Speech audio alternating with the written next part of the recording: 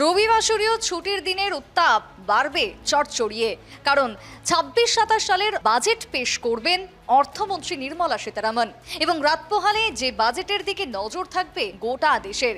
মধ্যবিত্তের জন্য কোন কোন খাতে বরাদ্দ কমতে চলেছে, শুল্ক হ্রাসের সম্ভাবনাই বা কোথায় রয়েছে, সেদিকেই তাকিয়ে আম জনতা। অপেক্ষার এক রাত, বাজেটের মঞ্চে কি অসম বাংলার ভাগ্য নির্ধারণ? 2026-27 অর্থবর্ষের মধ্যবিত্তের জন্য কি থাকছে নির্মলার চমক?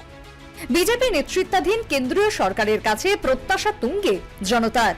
বাজেট পেশের মুখে কোন কোন বিষয়ে প্রত্যাশার পারদ দেশ জুড়ে দেখাবো এক নজরে। 1. মধ্যবিত্তের উপর থেকে করের বোঝা হালকা করা। 2. কৃষক, বাগান শ্রমিক, গ্রামীণ অর্থনীতিতে বিশেষ বরাদ্দ। 3. যুবকদের কর্মসংস্থান ও স্টার্টআপে আরো জোর। অসম বাংলা দুই রাজ্যে হাই ভোল্টেজ নির্বাচন।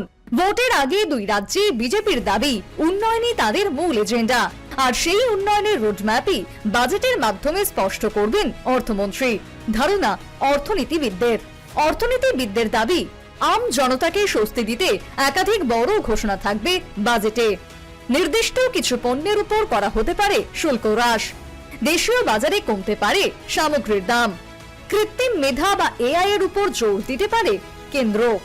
অসমে অবকাঠামো, জাতীয় সড়ক, রেল ও শিল্পে লগ্নির প্রত্যাশা রয়েছে আম আদমির। তেমনি বাংলায় কেন্দ্রীয় প্রকল্পের বরাদ্দ বাড়ানোর দাবি তুলছে বিজেপি। দলের মতে রাজ্যের উন্নয়নে বাধা দিচ্ছে রাজনৈতিক অনীহা। বাজেটে সেই বাস্তবতাকে সামনে আনবে। বিরোধীদের কাছে বাজেট মানে সমালোচনার স্ক্রিপ্ট, বিজেপির কাছে বাজেট মানে উন্নয়নের হিসেব। দেশের অর্থনীতিকে শক্ত করার রোডম্যাপ ভোটের আগে।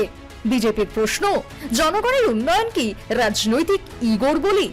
ভারতের সংসারে বার্ষিক খরচের হিসেব দেবেন অর্থমন্ত্রী, আর সেই হিসেবেই লুকিয়ে মধ্যবিত্তের ভাগ্যের চাকা।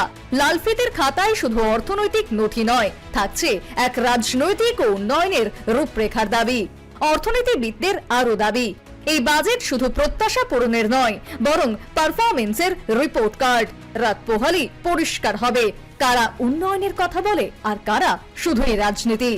প্রত্যাশা আর বিশ্বাসের মাঝখানে দাঁড়িয়ে বাংলা ও অসমের আম আদমি। অসম বাংলা সহ 5 রাজ্যের হাই ভোল্টেজ বিধানসভা ভোট। তার আগে অর্থমন্ত্রীর লাল ফিতের খাতায় দেশীয় সংসারের খরচ কমাতে কোন বিষয়ের উপর নজর দেবে সেটাই হচ্ছে এখন দেখার। অর্থনীতিবিদদের সম্ভাব্য দাবির উপরে ভিত্তি করে এখনো পর্যন্ত তাকিয়ে রয়েছে দেশীয় আম জনতা। কিন্তু কি হবে তার জন্য অপেক্ষা আর মাত্র কয়েক ঘন্টার। Bureau report, news live Bangla.